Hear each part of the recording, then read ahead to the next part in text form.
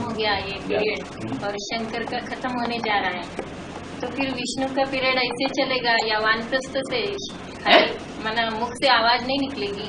क्यों नहीं निकलेगी? बोलते हैं ना बाबा साक्षी हो जाएगा। बाबा साक्षी हो जाएगा तो शिव साक्षी हो जाएंगे, रामकृष्ण की आत्मा थोड़ी साक्षी हो जाएंगी, वो तो साथी बन जाएंगे। सदगुरु माना वो सजा ही है, सजा ही देंगे। वो तो धर्मराज सजा देगा। धर्मराज और सदगुरु एक नहीं है ना, सदगुरु तो सदगति करता है। और मुरली में बताया आबू से आबू रोड तक लाइन लगने वाली है 25 किलोमीटर की। हाँ, तो किसकी लगेगी, भक्तों की या फिर? ये थोड़ा ही भगत थोड़े जाके देखेंगे, नहीं, भगत देखेंगे क्या? बच्चों की लगेगी। हाँ, 9 लाख जो सितारे हैं आसमान में चमकते हैं, वही तो बाप के डायरेक्ट बच्चे हैं। वो तो पूरे 84 जन्म लेने वाले हैं जो डायरेक्ट वर्षा लेते हैं। जो इस जन्म में वर्षा ही नहीं लेते तो डायरेक्ट बच्चे कहाँ हुए? बच्चे हैं तो डायरेक्ट वर्षा ले। बाप का बच्चा बनता है तो इस जन्म में ही वर्षा लेता है या मरने के बाद वर्षा लेता है? फिर प्रैक्टिकल का गायन होता है।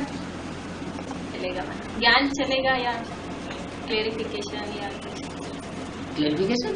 ये जो अभी मुरलियों का चल रहा है, हाँ, क्या चलेगा? जब तक जीना है तब तक पीना नहीं है।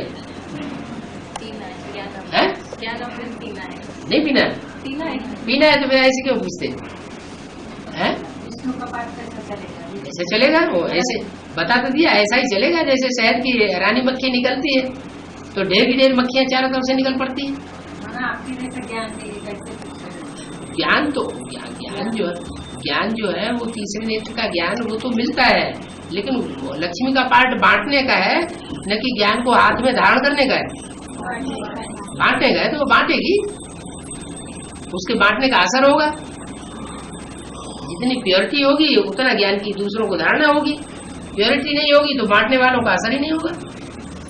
बीच में मुरलियों में सुना था शंकर पार्वती यही पार्ट है अभी जो है जगदम्बा और बाबा का, और अभी भी एक मुरली में सुना कि वैष्णवी पार्वती है ऐसा।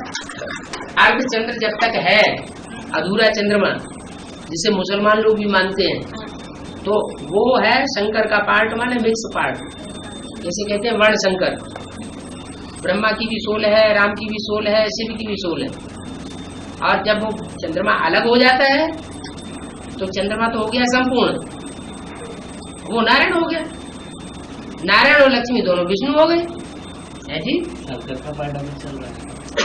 जैसे यज्ञ के आदि में ब्रह्मा की मूर्ति प्रत्यक्ष होने में 14 साल लगे, 14 साल का अंतराल लगा। सन 47 में जाकर के ब्रह्मा के मुख से मुरली चलाना शुरू हुई, तब से कहेंगे ब्रह्मा। और 50-51 में ब्रह्मा कुमारी विद्यालय की स्थापना हो गई। उससे पहले तो ब्रह्मा का पता नहीं था किसी को, तो 14 साल का अंतराल लगा। ऐसे ही 69 में 18 जनवरी को बाबा के शरीर छोड़ने के बाद दूसरी मूर्ति को प्रत्यक्ष होने में कितना साल लगा? 7 साल लगा। तो ये 7 साल कम क्यों हो गया? वहाँ 14 साल, वहाँ 7 साल क्यों? क्योंकि फाउंडेशन में टाइम ज्यादा लगता है, और फिर जब काम आगे बढ़ जाता है, सारा सामान इकट्ठा हो जाता है, तो टाइम कम लगता है। ऐसे ही तीसरी मूर्ति को प्रत्यक्ष होने में कुछ टाइम लगेगा, कुछ अंतराल होगा या नहीं होगा?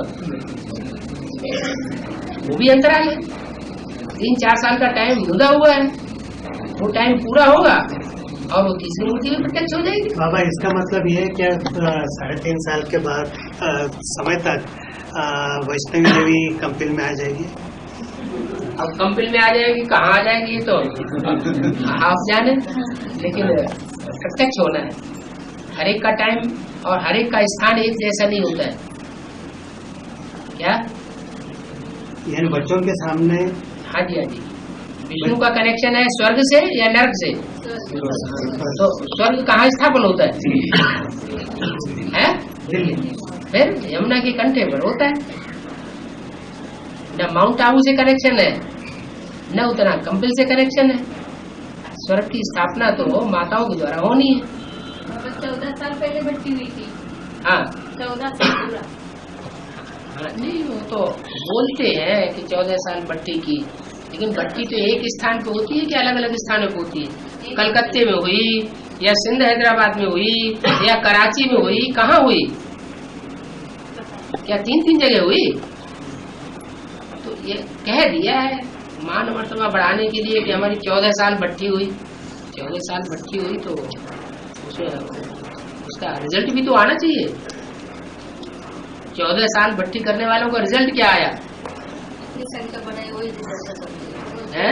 इतनी संख्या बढ़ाई ना वही रिजल्ट समझ रहे। संख्या तो और दुनिया में क्रिश्चियन धर्म की सबसे ज्यादा है। बाबा हम संस्कार चैनल के ऑफिस गए थे ना बम्बई में, हाँ जी, आपको बताया था। हाँ तो वो बोल रहे हैं कि ये इतनी बड़ी संस्था को तोड़ देना ये कोई मामूली बात है